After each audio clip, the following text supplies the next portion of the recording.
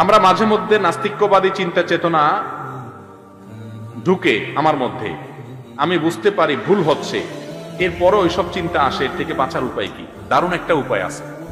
উপায়টা হলো, আপনার মনে যখন আল্লাহকে নিয়ে বাজে চিন্তা আসবে, সাথে সাথে একটা জিনিস চিন্তা করবেন, সেটা হলো আমি খাঁটি মুসলমান, বুঝা গেছে।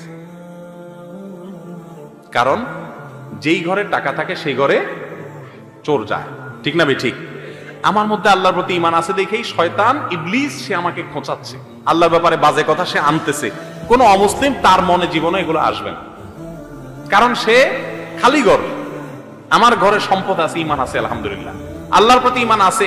আল্লাহ কোরআনে বলছে শয়তান তোমাদের প্রকাশ্য শত্রু। এই যে শয়তান খোঁচাচ্ছে, এই যে আল্লাহ সম্পর্কে আমার মনে বাজে চিন্তা করতেছে, তার ডিউটি পালন করতেছে, সাথে সাথে দেখবেন আপনার ভিতরে সাবধানতা আসবে, আপনার ভিতরে ঈমান বেড়ে যাবে ইনশাআল্লাহ।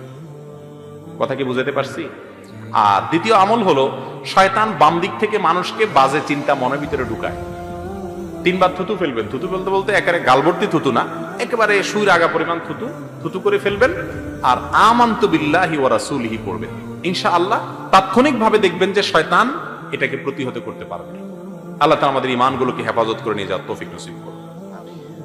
ইচ্ছার বাইরে যদি এরকম মনে চিন্তা আসে, আল্লাহকে নিয়ে বাজে চিন্তা বা কুফরি চিন্তা, নাস্তিক্যবাদী চিন্তা, তাহলে এর কারণে আল্লাহর কাছে কোনো পাকড়াও হবে না। ইচ্ছার বাইরে যদি আসে, হ্যাঁ, আসার পর আপনি ইচ্ছাকৃত চিন্তা করতেছেন, নাস্তিকদের বই পুস্তক পড়তেছেন, তাদের লেখা পড়তেছেন, ফেসবুক স্ট্যাটাস পড়তেছেন, এগুলোর উত্তর আপনার জানা নাই, তাহলে শয়তান ওই চান্সে আপনার মনের ভিতরে সন্দেহ ঢুকায় দিবে। এটা করা যায়।